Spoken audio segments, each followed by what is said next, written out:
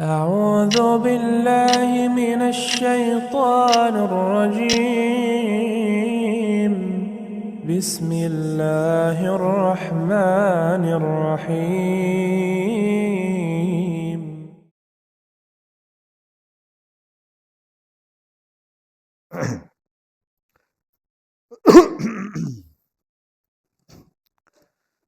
Bismillahirrahmanirrahim. Assalamualaikum warahmatullahi wabarakatuh. Innal hamdalillah nahmaduhu wa nasta'inuhu wa nastaghfiruh wa na'udzu billahi min shururi anfusina wa sayyiati a'malina. May yahdihillahu fala mudilla lah wa may yudlilhu fala hadiya lah. Asyhadu an la ilaha illallah wahdahu la syarika lah wa asyhadu anna Muhammadan abduhu wa rasuluh. يا أيها الذين آمنوا اتقوا الله حق تقاته ولا تموتن إلا وأنتم مسلمون. يا أيها الناس اتقوا ربكم الذي خلقكم من نفس واحدة وخلق منها زوجها وبث منهما رجالا كثيرا ونساء واتقوا الله الذي تساءلون به والأرحام إن الله كان عليكم رقيبا. يا أيها الذين آمنوا اتقوا الله وقولوا قولا سديدا يصلح لكم أعمالكم ويغفر لكم ذنوبكم ومن يطع الله ورسوله فقد فاز فوزا عظيما. أما بعد فيا معشر المسلمين rahimani wa rahimakumullah jamaah Masjid Assalam, Bapak Ibu yang semoga semuanya senantiasa mendapat limpahan rahmat dari Allah. Alhamdulillah kita dimudahkan kembali untuk berkumpul di forum ini. Dan saya mengajak untuk kita semua agar menjadikan niat hadirnya kita di sini tidak ada selain hanya mengharapkan keutamaan dari Allah Subhanahu wa taala. Mari kita jadikan segala effort yang telah kita curahkan, waktu yang telah kita sisihkan, tenaga yang telah kita gunakan, sehingga kita tiba hadir di majelis ini untuk sesuatu yang berbuah kemuliaan dari Allah Subhanahu wa taala, agar tidak menjadi sia-sia. Wabil khusus apa yang akan kita jalani di forum ini, yakni membahas tafsirul Quran. Semoga Allah menjadikan kita termasuk dari yang mendapatkan keutamaan dari hadis yang Nabi sallallahu alaihi wasallam sebutkan. Majtama'a qaumun fi baitin min buyutillahi yatluna kitaballahi wa yatadarasunahu bainahum illa nazalat alaihimus sakinah wa ghasyiyatuhumur rahmah wa hafathumul malaikah wa dzakarahumullahu fi man indah. Hadis riwayat Imam Muslim. Luar biasa. Saya sebutkan untuk kita jadikan sebagai niatan. Kata Nabi, tidaklah ada sebuah kaum yang berkumpul di salah satu dari rumah-rumahnya Allah. Itulah masjid. Yang di dalamnya mereka membaca kitabullah, Al-Quran. Dan mereka mempelajari satu dengan yang lainnya Al-Quran tersebut. Inilah yang akan kita jalani. Persis, spesifik. Mempelajari kitabullah. Tidaklah ada yang demikian aktivitasnya di dalam masjid kecuali ada 4 yang siap-siap mereka akan dapatkan. Yang pertama kata Nabi, sakinah untuk mereka. Ketenangan. Ketenangan hidup, ketenangan jiwa. Ini sangat yang kita butuhkan. Apalagi di masa-masa yang penuh dengan berbagai macam problematika hidup di luar sana. Yang kedua kata Nabi, Allah akan limpahkan mereka rahmat. Kasih sayang Allah. Sesuatu yang sangat kita idam-idamkan. Yang ketiga kata Nabi, para malaikat hadir menaungi mereka. Para malaikat itu, malaikat mulia, makhluk yang mulia, tidaklah mereka hadir di suatu tempat kecuali tempat itu tempat yang mulia. Malaikat adalah makhluk gaib yang kita tidak bisa menyaksikan mereka. Tapi karena Nabi yang menyebutkan, kita harus percaya sepenuhnya. Ada malaikat di sekitar kita. Untuk orang-orang yang aktivitasnya tadi yang kita sebutkan. Yang keempat bertambah lagi luar biasanya kata Nabi, Allah menyebut mereka di hadapan para malaikatnya. Allah menyebut mereka. Ya, nama saya, nama antum, nama bapak-bapak. Kata Nabi Allah sebut. Ya, sebagai bentuk pemuliaan dari Allah Tabaraka wa Ta'ala. Kurang mulia apalagi coba? Apakah ada yang lebih layak untuk kita kejar daripada ini? Sehingga kita niatkan untuk hadir di sini, rugi kita. Mari, ini kemuliaan-kemuliaan yang layak untuk kita kejar, kita niatkan. Semoga Allah memberikan keutamaan-keutamaan tersebut untuk kita semuanya. Salawat serta salam untuk junjungan kita, manusia terbaik sepanjang zaman, itulah Rasulullah Nabi besar Muhammad sallallahu alaihi wasallam. Hadirin Bapak Ibu rahimakumullah. Pelajaran tafsir kita mulai kali ini akan masuk surat yang baru. Setelah kita selesai dari surat sebelumnya, kita masuk surat Al-Fajr. Ini akan kita bahas mulai pertemuan malam hari ini. Kita baca terlebih dahulu. Allah Subhanahu wa taala berfirman, "Fa'udzu billahi minasyaitonir rajim. Bismillahirrahmanirrahim. Wal fajr wa layalin 'ashr wasyaf'i wal watr wal laili idza yasr. Hal fi dzalika qasamun lidhi hijr. Alam tara kaifa fa'ala rabbuka bi'ad.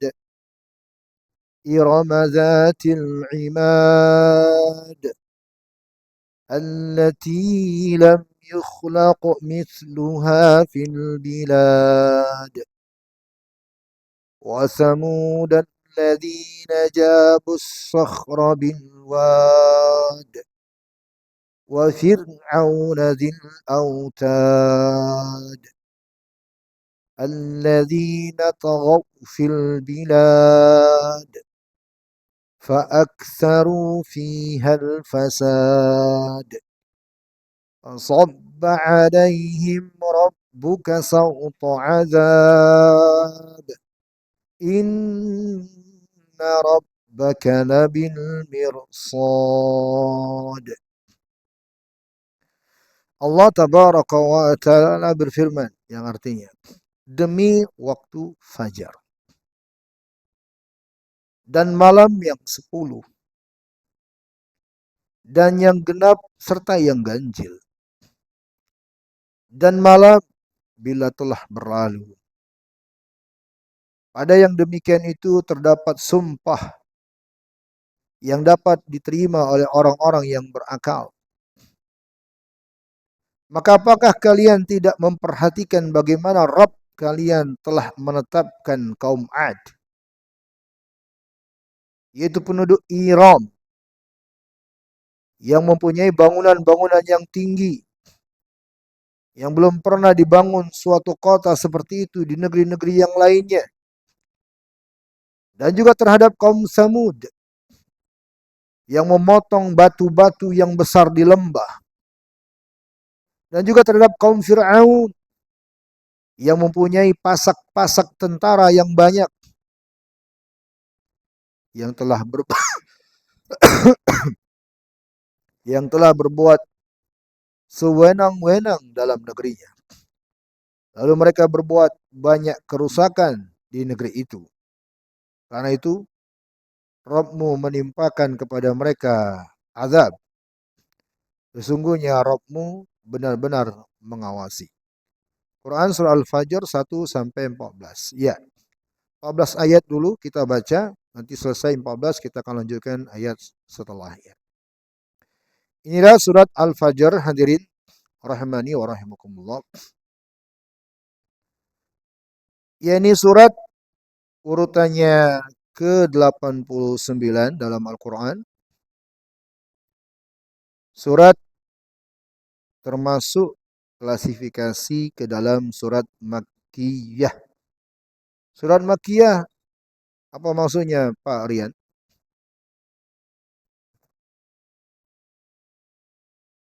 Ya, surat yang turun ketika Nabi berada di kota Mekah. Menurut penjelasan yang lebih tepat, dibandingkan penjelasan lain yang mengatakan bahwa surat yang turun setelah atau sebelum Nabi hijrah. Itu dua penjelasan ya. Yang lebih tepat adalah yang mengatakan bahwa Makkiyah itulah surat yang turun ketika Nabi berada di kota Mekah. Bukan tentang sebelum atau setelah hijrah. Surat Al-Fajr ini terdiri dari 30 ayat. Kita baru membaca 14 ayat darinya. Ada beberapa penjelasan para ulama tentang sebab turunnya surat terkait permasalahan asbabun nuzul. Ini yang pertama kita bahas.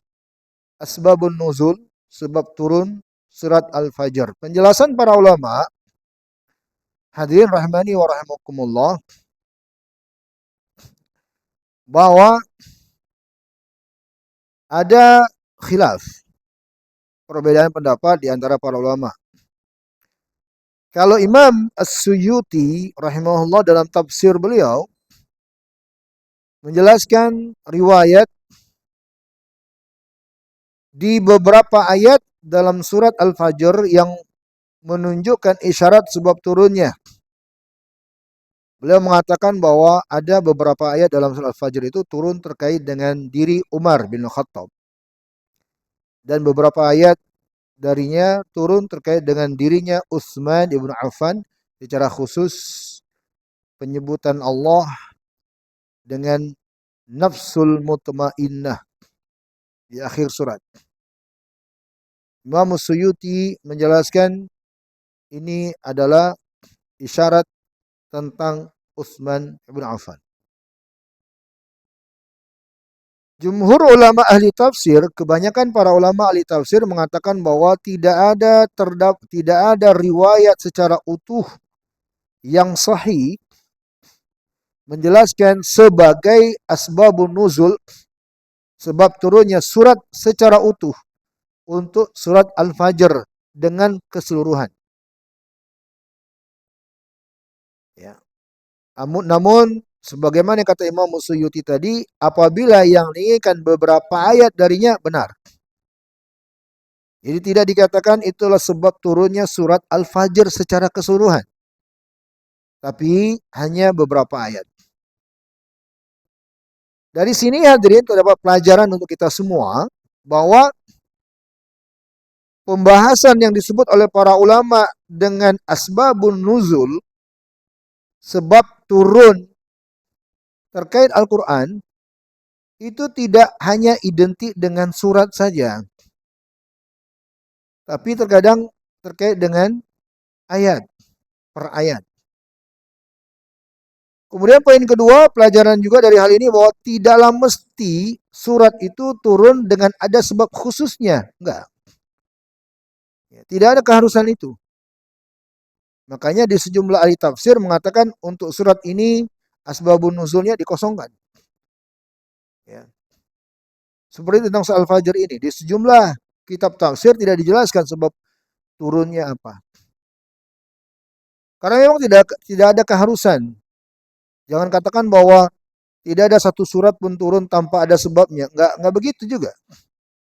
Kalau secara umum jelas semua Al-Quran ayat dari awal sampai akhir turun dari sisi Rabbul Izzah Dzul Jalalil wal Ikram, pasti ada hikmahnya. Pasti ada pelajarannya. Itu pasti. Tapi secara khusus untuk surat per surat tidak ada keharusan. Maka ini penjelasan para ulama terkait dengan asbabun nuzul untuk surat Al-Fajr. Yang jelas kandungan surah Al-Fajr, ini pembahasan kita selanjutnya, diterangkan oleh sejumlah ahli tafsir bahwa surat Al-Fajr ini kandungannya pertama menjelaskan tentang peringatan terhadap kaum musyrikin Quraisy yang kufur kepada Rasulullah sallallahu alaihi wasallam. Yang kedua, dalam surat ini akan menjelaskan tentang kebinasan umat-umat terdahulu, yaitu kaum Ad, kaum Samud, dan Fir'aun beserta bala tentaranya. Yang ternyata sebab binasanya mereka paling identiknya adalah keangkuhan, kesombongan di muka bumi. Yang ketiga, surat ini menjelaskan bahwa keduniawian berupa harta benda, kedudukan, itu bukanlah pertanda kemuliaan. Dan sebaliknya kemiskinan, kefakiran, bukanlah tanda kehinaan di sisi Allah. Namun Allah menjelaskan dua-duanya adalah ujian. Kaya itu ujian. Miskin itu juga ujian. Nah, ini kita akan masuk nanti penjelasan tentang hal ini. Lagi-lagi ini akan menjadi penyemangat ya, agar kita senantiasa berbesar hati ya, agar siapapun mungkin di antara kita yang sedang menghadapi ujian, jangan dikira yang namanya ujian itu hanya sebatas problematika yang Anda sedang hadapi. Apakah terkait dengan pekerjaan, terkait dengan finansial, bahwa Allah berikan kelapangan pada diri seseorang, harta yang banyak, kedudukan, itu juga ujian. Ya. Maka tidak ada seorang pun hidup di dunia ini kecuali ada ujian pada dirinya. Ya. Sehingga berbesar hatilah, Anda tidak sendirian. Atau orang Jawa, you are not alone. Apa? You not alone. Itu bahasa Jawanya. Jawa mana itu? Tidak ada seorang pun di dalam kehidupan ini kecuali pasti memiliki ujian. Maka ini adalah penjelasan dari Allah Tabaraka wa Ta'ala untuk membesarkan hati kita. Ya. Maka sebenarnya seorang beriman itu, kalau benar keimanannya hadirin, di sini kita belum masuk ya, tapi saya berikan pelajaran lebih dahulu. Kalau benar keimanannya, dia baik memahami Al-Quran, dia tadabbur Al-Quran, tidak ada istilahnya sebenarnya stres. Nggak ada istilahnya sebenarnya depresi. Nggak ada itu. Jauh banget dari orang-orang yang beriman. Yang baik keimanannya. Ini saya sampaikan hari ini.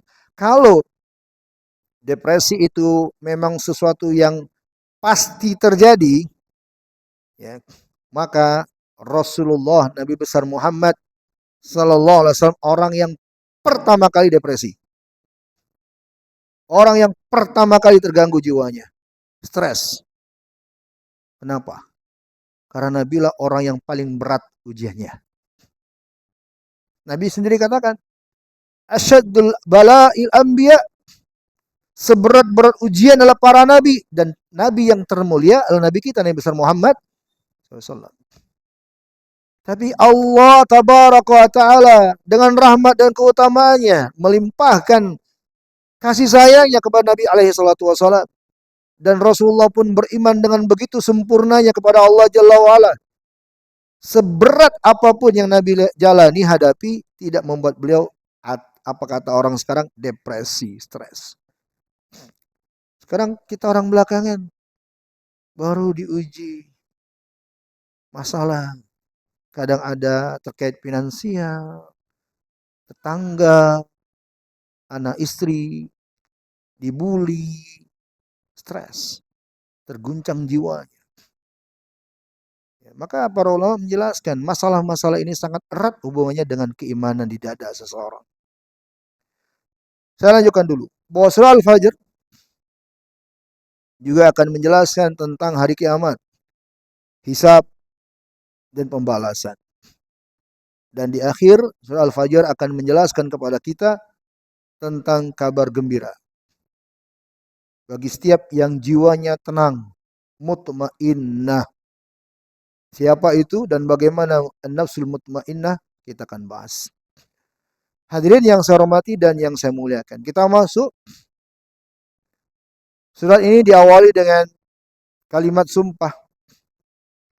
Allah tabaraka wa ta'ala berfirman, wal fajr,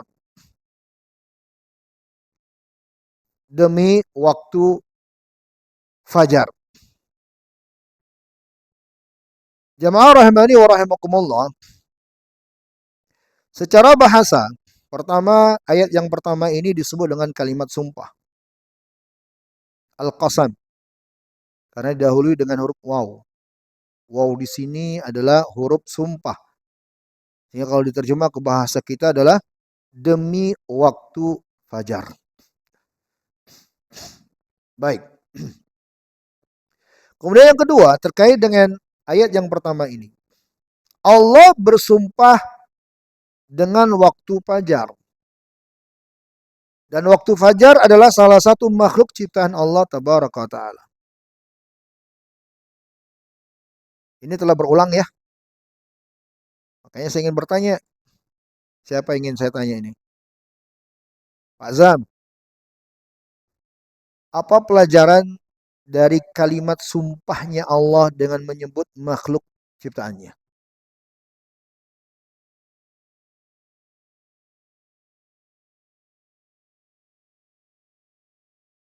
Nah, pelajarannya bukan tentang apa kenapa Allah bersumpah, bukan. Apa pelajaran yang diambil dari situ? Ayo, apa? Ya. Jadi Allah itu bersumpah dengan menyebut makhluk-makhluk ciptaannya termasuk waktu. Waktu itu makhluk ciptaan Allah. Kadang dengan makhluk ciptaan Allah yang bernama waktu duha. Kadang dengan makhluk ciptaan Allah yang disebut dengan waktu malam. Wal-laili. Dengan matahari. Wasyamsi, demi matahari, demi bulan. Dengan sekian banyak nama-nama makhluk ciptaannya. Apa pelajarannya? Allah ingin menjelaskan kemuliaan makhluk itu. Itu pelajarannya. Bahwa makhluk yang Allah sebut sebagai dalam sumpahnya itu ada kemuliaan. Ya. Yang mesti kita perhatikan. Yang bila Allah memuliakan, maka hendaknya kita juga memuliakannya. Nah, itu pelajarannya. Bukanlah pelajarannya adalah kalau begitu kita boleh juga bersumpah dengannya. Nggak boleh. Nggak boleh sama sekali. Kalau kita makhluk bersumpah hanya satu. Boleh dengan menyebut nama Allah atau sifat-sifatnya. Tidak ada yang kedua. Tidak boleh makhluk apapun untuk kita sebut dalam sumpah kita bila kita ingin bersumpah. Hanya boleh menyebut nama Allah. Dengan tegas Nabi kita bersabda, man halafa bi ghairillahi faqad asyrak au kafar. Barang siapa yang bersumpah dengan menyebut nama selain nama Allah, maka sungguh dia terjatuh ke dalam perbuatan syirik atau kufur. Kalau bersumpah hanya boleh menyebut nama Allah tabaraka wa taala. Kalau ada nama selain nama Allah, syirik, kufur. Dan ini masih terjadi di masyarakat kita. Kadang bersumpah dengan nama Rasulullah. Demi Rasulullah. Demi Allah, demi Rasulullah. Nggak boleh itu. Apalagi kadang yang terdengar. Ada demi apa lain? Demi cintaku padamu. Itu Pak Yuda mungkin bisa menjelaskan. Itu sumpah bukan Pak Yuda? Mungkin lebih berpengalaman atau lebih senior. Enggak, saya ingin mengkonfirmasi. Itu sumpah bukan? Bukan. Oh, berarti itu paham betul. Apa ya selain itu? Adakah kalimat sumpah yang biasa terucap di masyarakat kita? Demi Bapak Ibu? Ada? Yang realistis di tengah masyarakat. Harus kita ungkap. Demi demi Al-Quran bisa dibolehkan. Karena Al-Quran adalah sifat Allah, kalamullah. Makanya sumpah jabatan demi Al-Quran itu bisa. Karena Al-Quran adalah kalamullah. Yang lain? Hah? Apa? Demi Rasulullah udah kita sebut. Apa Pak Yuda? Saya serius, dia bercanda. Saya bercanda, dia serius. Pak Yuda maunya apa? Apa Pak Fahurdin? Demi uang? Sumpah itu. Sumpah. Demi uang.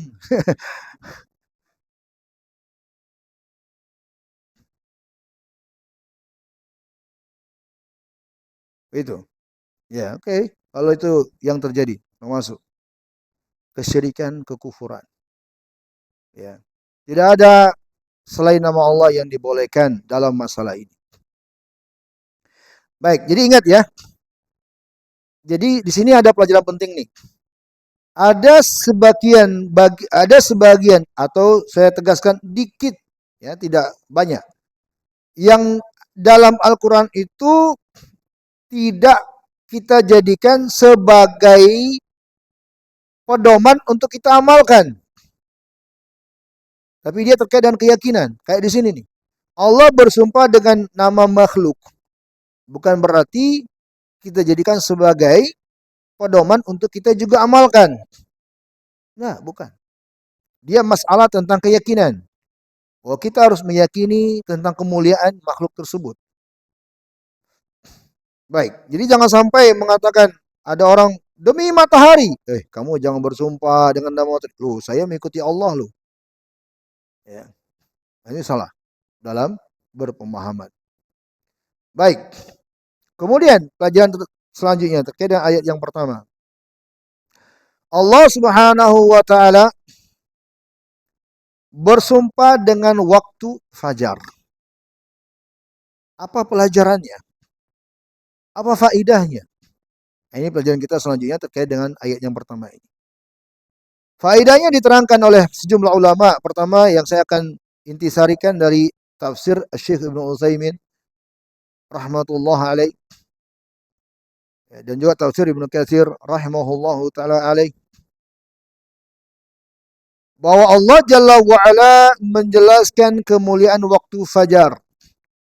Waktu fajar itu hadirin yang saya hormati dan yang saya muliakan, dalam pembahasan fikih ada dua.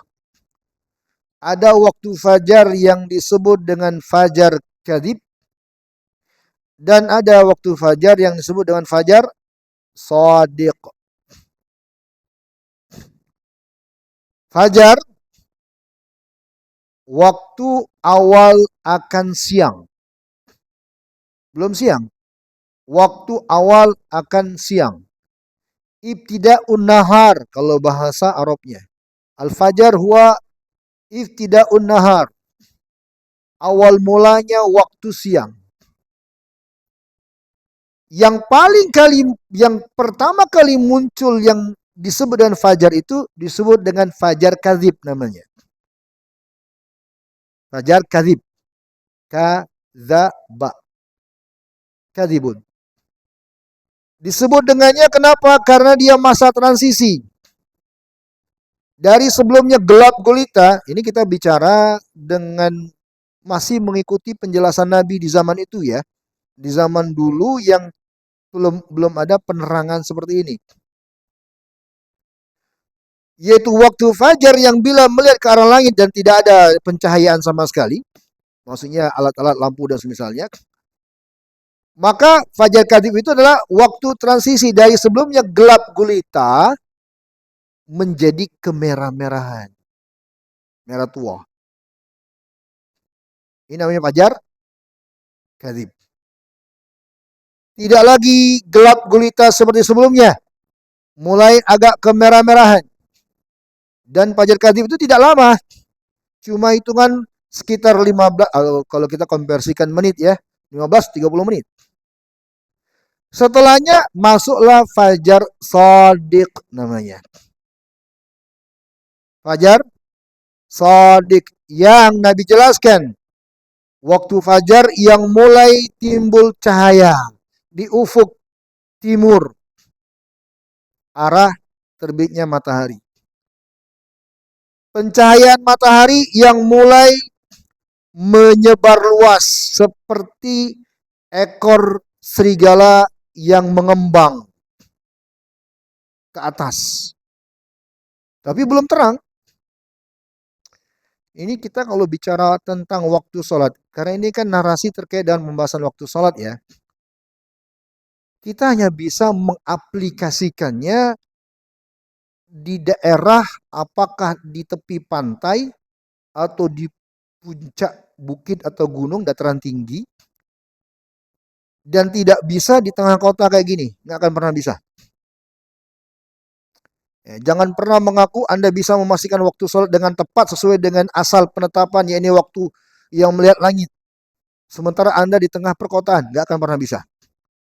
Di masa Imam Nawawi saja, masa Imam Nawawi sekian ratus tahun yang lalu, beliau berkata bahwa waktu-waktu sholat yang diterangkan berdasarkan hadis itu hanya bisa diterapkan ketika seorang tidak berada tidak tinggal atau berada di adyar, rumah-rumah yang banyak lenteranya. Kenapa? Karena akan bias. Jadi kenapa saya tambahkan penjelasan ini? Ini penjelasan tentang kekeliruan oleh sebagian orang ya, yang mengatakan padahal dia adalah masyarakat kota, hidup di tengah pencahayaan dengan lampu seperti ini, lalu bisa mengatakan bahwa ini waktu subuh yang tepat. Nggak bisa. Itu nggak bisa. Kecuali Anda berada di tepi pantai atau berada di, kalau di Jakarta paling tingginya di mana? Monas. Anda nginep di sana, ya, bawa bekal, nanti malam-malam baru lihat. Ya, insya Allah bisa. Tapi kalau di kita di sini nggak bisa. Akan bias dengan cahaya yang ada. Penglihatan Anda akan terpengaruhi dengan cahaya yang ada. Nah, fajar kadhib, fajar shadiq. Ya. Yang terkait dengan syariat itu fajar shadiq. Itulah yang Allah sebutkan terkait dengan ibadah puasa. Yang ketika seseorang mendapatkan kondisi dia bisa membedakan mana benang merah, benang hitam, mana benang putih. Ya. Dia bisa membedakan, itu namanya fajar shadiq. Kalau masih belum bisa membedakan mana benang hitam, mana benang putih, masih fajar kadhib atau malah masih malam. Baik, kita kembali ke pembahasan. Waktu fajar yang Allah Jalla wa'ala sebutkan di sini, para ulama mengatakan bisa jadi dua-duanya, atau lebih spesifik terkait dengan yang kedua. Mana yang lebih tepat? Saya sebutkan kaidah dalam ilmu tafsir. Dalam ilmu tafsir itu hadirin yang saya muliakan, adanya perbedaan pendapat itu selagi masih bisa dikompromikan, maka kita katakan semuanya benar. Itu kaidah ilmu tafsir. Ya. Kullama imkanul ijtima, setiap bisa dikumpulkan, dikompromikan, maka semuanya benar. Tidak perlu tarjih. Kalau tafsir. Ya. Beda dengan fikih. Kalau fikih butuh tarjih. Tapi tafsir enggak. Kenapa? Karena tafsir itu kita berbicara tentang firman Allah. Yang notabene-nya sesuatu yang tanpa batas. Bagaikan lautan tak bertepi. Makanya tafsir ada kan banyak. Betul tidak? Ada tafsir Ibnu Katsir, ada tafsir As-Sa'di, ada tafsir Suyuti, ada tafsir Tabari, ada tafsir Jalalain. Banyak banget. Satu dengan yang lainnya kadang berbeda. Ya, begitulah tafsir Al-Quran. Syekh Abdurrahman Sa'di, salah seorang ulama ahli tafsir belakangan, itu beliau mengungkap. Beliau punya karangan tafsir yang berjudul Taisirul Karimir Rahman di tafsir Quran.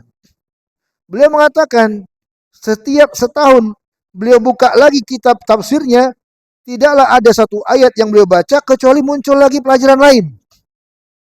Ada lagi ilham, ada lagi ilham, ada lagi yang belum tidak beliau tuangkan di tafsir sebelumnya.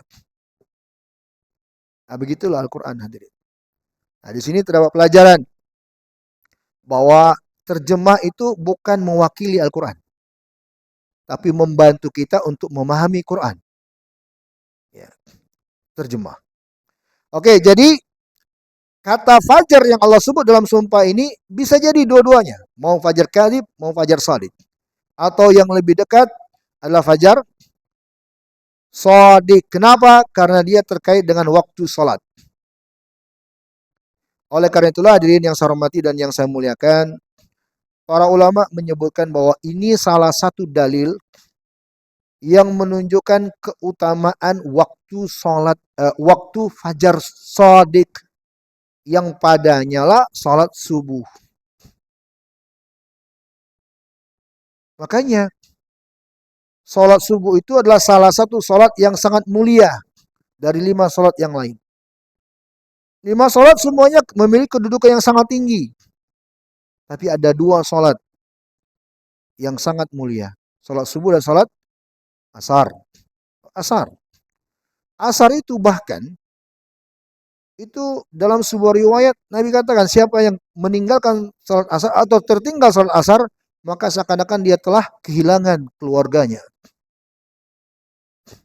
Betapa beratnya itu. Sholat subuh demikian hadirin. Betapa tingginya kedudukannya dalam Islam. Ya.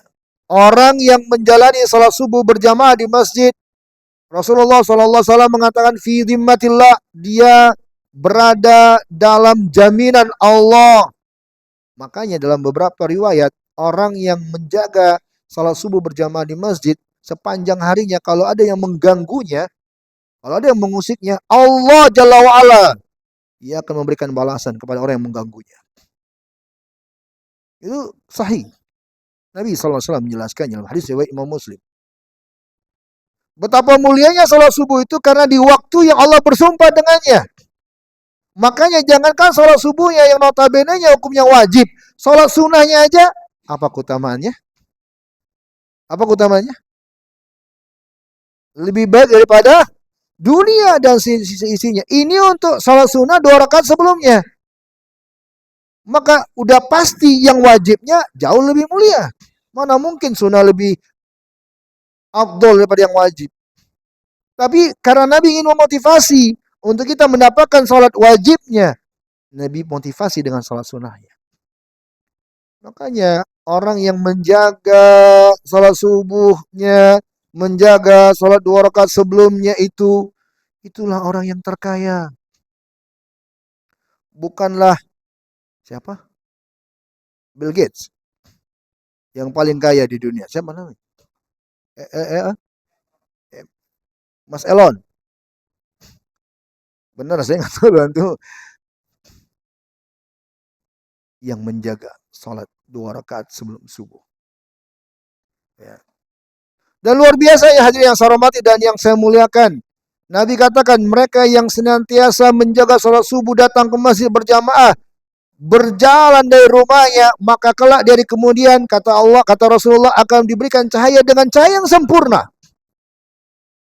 Ini ada pengalaman ya. Ini cerita nyata di Yaman. Tapi saya dengar cerita dari yang lain, bukan saya langsung yang mendengar oleh yang mengalami. Ya, tentang orang yang meninggal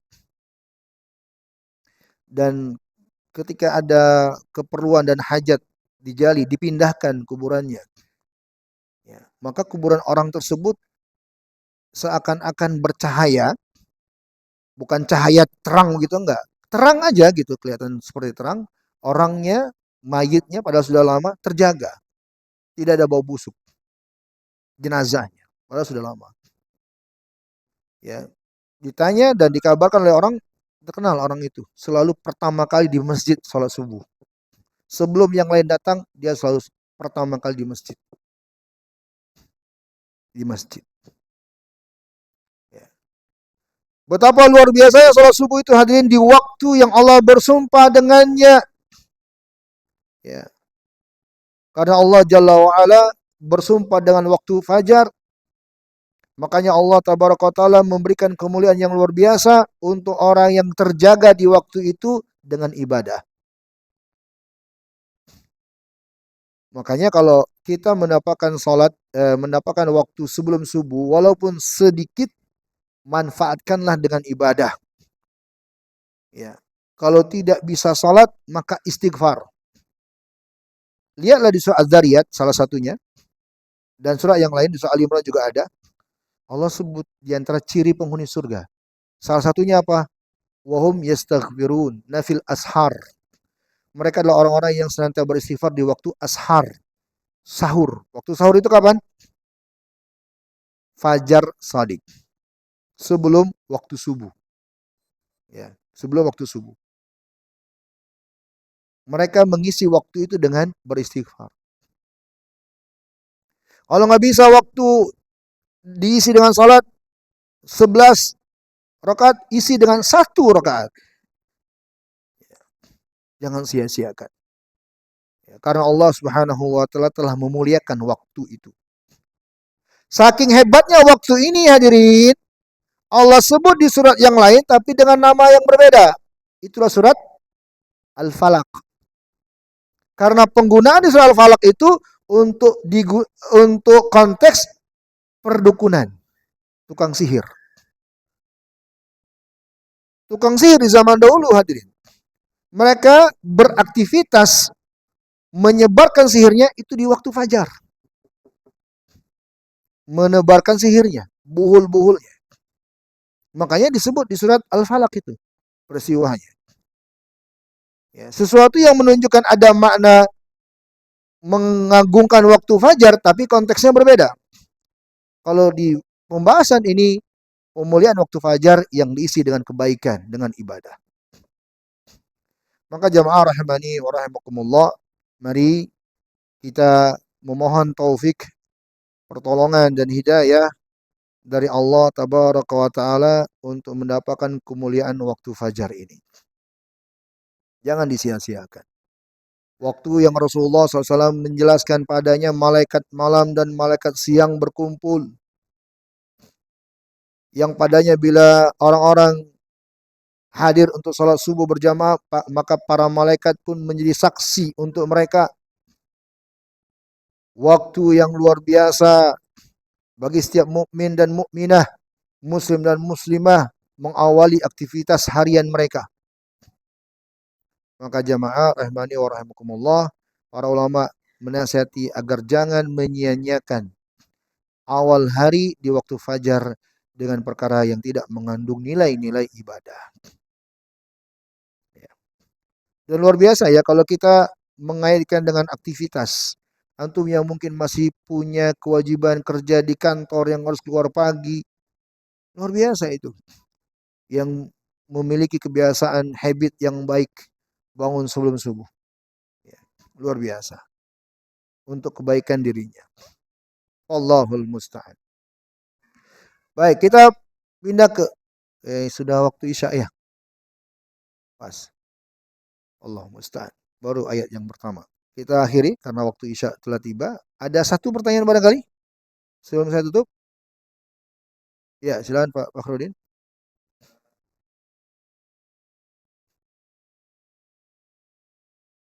Ya.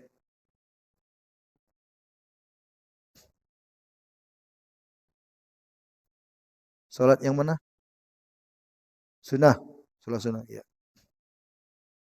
Baik. Ya.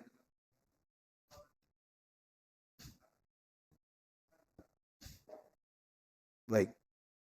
Ya. Kalau tentang salat sunnah yang ditunaikan di rumah, itu sebenarnya bukan hanya untuk salat 2 rakaat sebelum subuh. Semua salat sunnah memang afdolnya bagi laki-laki itu di rumah. Karena Nabi bersabda dalam hadis riwayat Imam Bukhari, "Afdalus salatil mar'i fi baitihi illal maktubah." Seafdal-afdalnya salat seorang laki-laki itu di rumah kecuali salat wajib. Maka semua salat sunnah paling utamanya di rumah. Termasuklah salat sunnah sebelum subuh. Bagaimana kalau kaitannya dengan mengejar keutamaan hadir pertama kali di masjid? Kalau Anda ingin memastikan Anda yang ingin pertama kali hadir di masjid, ingin azan di masjid, mengejar keutamaan itu, ya nggak apa-apa sholat sunnah di masjid, nggak masalah juga untuk mendapat keutamaan itu. Ya. Silakan diprioritaskan keutamaan mana yang lebih besar. Kalau seandainya Anda sholatnya di rumah lalu tidak mendapatkan keutamaan, misalnya untuk azan misalnya, ya untuk yang pertama kali hadir misalnya, dan seterusnya keutamaan-keutamaan yang Anda ingin dapatkan, ya udah sholat sunnahnya di masjid aja, nggak apa-apa juga,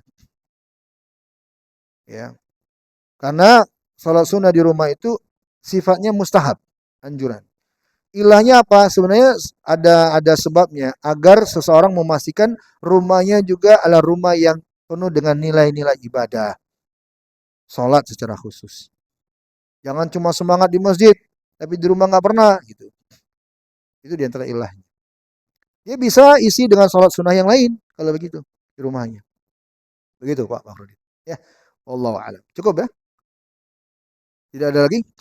Baik, kita akhiri dengan kafaratul majlis. Subhanakallahumma wa bihamdika asyhadu an la ilaha illa anta astaghfiruka wa atubu ilaik. Jazakumullahu khairan wa barakallahu fikum. Walhamdulillah. Assalamualaikum warahmatullahi wabarakatuh.